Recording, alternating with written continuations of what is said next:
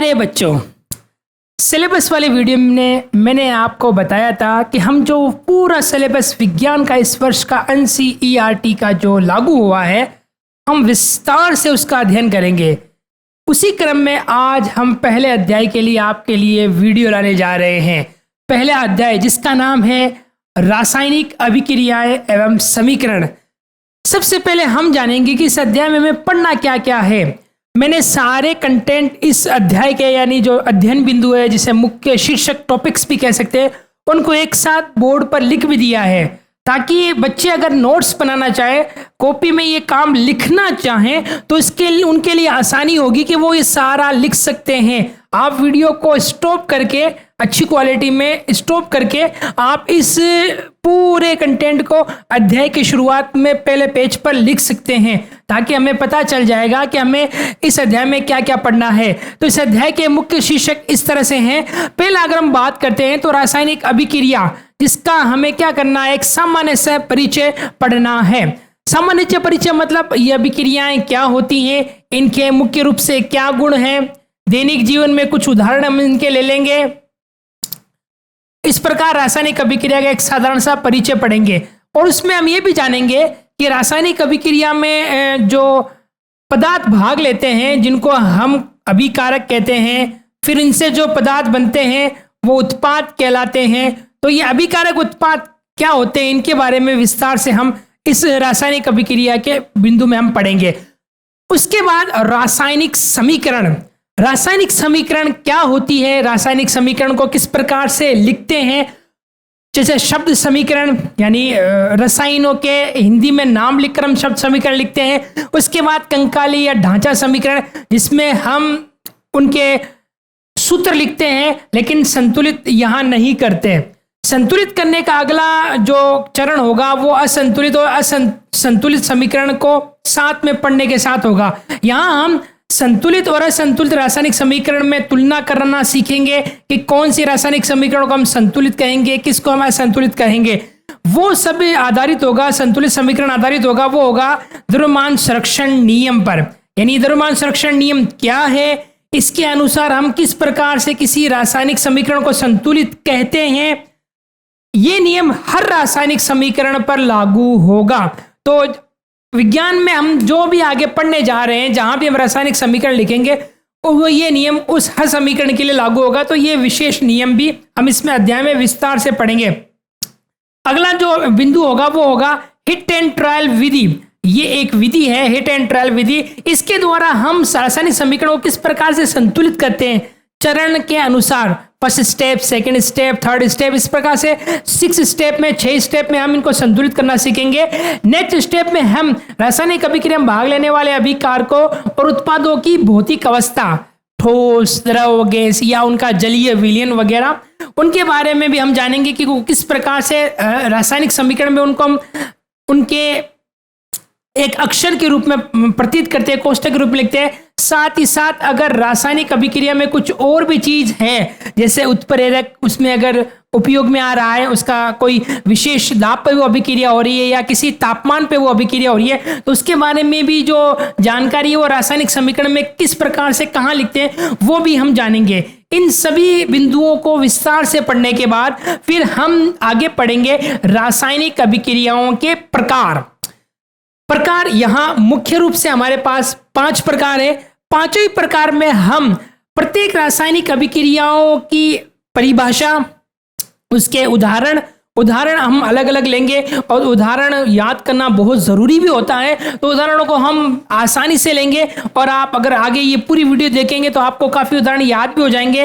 इस अभिक्रियाओं के प्रकार में हमारे पास संयोजन अभिक्रिया, वियोजन अभिक्रिया, विस्थापन अभिक्रिया, द्विविस्थापन अभिक्रिया, फिर उपचयन जिसे ऑक्सीकरण भी कहते हैं, अपचयन अभिक्रिया, दोनों साथ होती है, उसको हम रेडॉक्स अभिक्रिया कहते हैं। तो ये विस्तार से हम पढ़ेंगे। अध्याय के अंत में अपचयन अभिक्रियाओं के कुछ उदाहरण हैं जो दैनिक जीवन में हमें दिखाई देते हैं, जैसे संक्षारण, लोहे का जंग लगना, लोहे पर जंग लगना, विकृत गंधिता, भोज्य पदार्थों का यानी भोजन का खराब हो जाना, उसके बारे में हम पढ़ेंगे। अध्याय के बीच में हम रासायनिक अभिक्रियाओं को अगर ऊष्मा के आधार पर बांटना चाहेंगे कि ऊष्मा किसी रासायनिक अभिक्रिया में दी जाती है या ली जाती है, तो उसके आधार पर भी हम एक अभिक्रियाओं को दो भागों में बांट सकते हैं। एक ऊष्माक्षेपी अभिक्रिया और दूसरी है ऊष्माशोषी अभिक्रिया। इन अभिक्रियाओं के बारे में भी हम जानेंगे ये क्या होती हैं और किन किन अभिक्रियाओं को हम ऊष्माक्षेपी कह सकते हैं, किन को ऊष्माशोषी कह सकते हैं, ये हम पूरा जानेंगे। तो देखिए बच्चों, ये सारा कंटेंट हम विस्तार से इस अध्याय में पढ़ेंगे। और अगर आपने हमारी ये वीडियो देखी तो उम्मीद करता हूं आपको पहला ये जो अध्याय है रासायनिक अभिक्रिया एवं समीकरण पूरा अच्छी तरीके से समझ में आ जाएगा और आपको फिर ज्यादा रटने की जरूरत नहीं है और कोई वीडियो आपको देखने की जरूरत नहीं है। तो आइए हम शुरुआत करते हैं अध्याय के पहले बिंदु से। अब हम रासायनिक अभिक्रिया के बारे में पढ़ेंगे। रासायनिक अभिक्रिया किसे कहते हैं? तो रासायनिक अभिक्रिया में रासायनिक परिवर्तन होता है, यानी रासायनिक परिवर्तन को ही हम रासायनिक अभिक्रिया कहते हैं। कक्षा 9 में आपने रासायनिक परिवर्तन और भौतिक परिवर्तन के बारे में विस्तार से अध्ययन कर लिया होगा। अगर नहीं किया तो कोई बात नहीं, यहाँ पर हम इस रासायनिक परिवर्तन के बारे में पढ़ेंगे। रासायनिक परिवर्तन क्या होता है? रासायनिक परिवर्तन को अगर मैं एक पंक्ति में, एक लाइन में अगर लिखना चाहूं तो सीधा सा मैं कह सकता हूं रासायनिक परिवर्तन में नया पदार्थ बनता है। और भी बहुत सारे इस रासायनिक परिवर्तन के गुण हम लिख सकते हैं, लेकिन अगर मुख्य बिंदु समझना चाहें तो हम कह सकते हैं रासायनिक परिवर्तन में नया पदार्थ बनता है।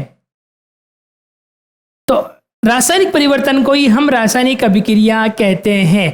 अब नया पदार्थ, इस एग्जाम्पल की हम बात करते हैं पानी, जल, क्योंकि किताबों में मुख्य रूप से ये उदाहरण दिया होता है और हम जल का दैनिक जीवन में उपयोग आसानी से करते हैं, इसीलिए ये उदाहरण हमें आसानी से समझ में आ जाएगा। जल की बात करता हूं। जल अगर जो पीने वाली बोतल के रूप में हमारे पास उपस्थित है, मौजूद है, तो हम वो द्रव अवस्था उसकी, अगर उसको फ्रिज में हम जमा देते हैं तो अब वो जम जाता है, ठोस हो जाता है, तो वहां पर उसकी केवल अवस्था बदली है, यानी द्रव अवस्था से वो ठोस अवस्था में आया, वो नया पदार्थ नहीं बना है। तो इस तरह से वो परिवर्तन केवल भौतिक परिवर्तन है, रासायनिक परिवर्तन नहीं है। दूसरा, एक साधारण सा उदाहरण ले सकता हूं। आप कागज का इस्तेमाल तो करते हैं।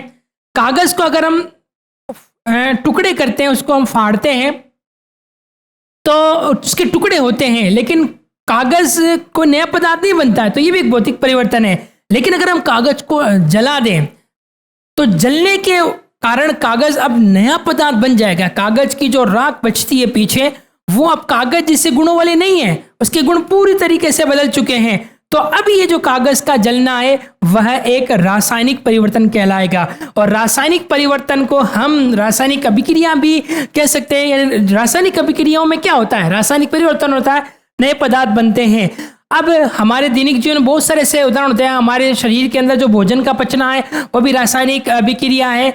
हमारे आसपास जो लोहे की वस्तुओं पे जंग लगता है वो भी एक रासायनिक अभिक्रिया है। यहाँ तक कि दूध का दही में बदल जाना, ये भी एक रासायनिक अभिक्रिया है। ऐसी बहुत सारी रासायनिक अभिक्रियाएं इस अध्याय में हम विस्तार से पढ़ेंगे। बहुत सारे उदाहरण हम लेने जा रहे हैं। तो रासायनिक अभिक्रिया को हमने थोड़ा सा जान लिया।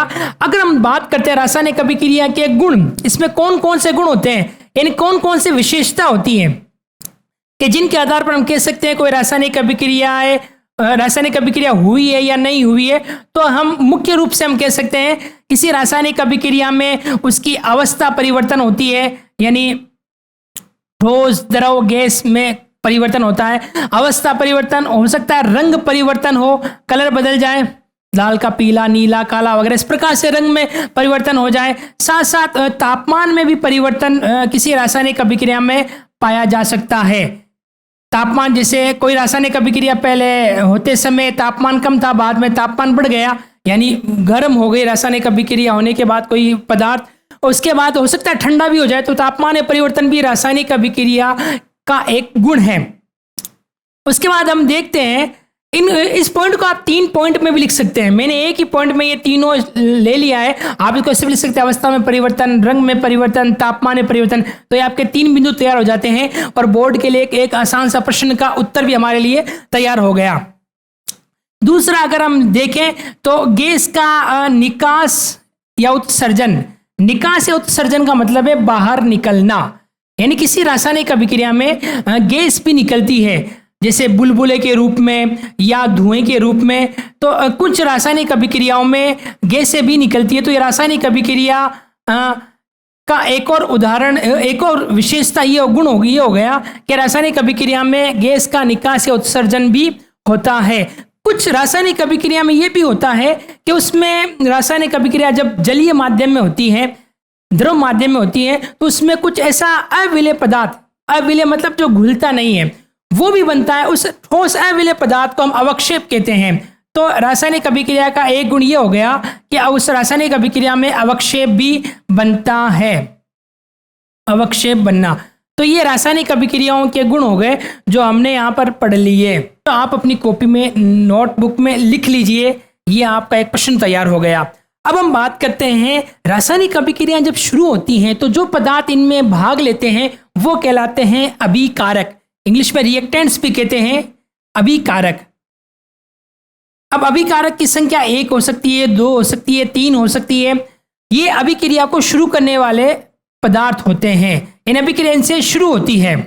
अभिकारक फिर बाद में अभिक्रिया करके नया पदार्थ बनाते हैं। जैसे कि हमने पढ़ा था रासायनिक परिवर्तन में नया पदार्थ बनता है। तो जब अभिकारक नया पदार्थ बनाते हैं उन पदार्थों को हम कहते हैं उत्पाद, प्रोडक्ट इंग्लिश में कहते हैं।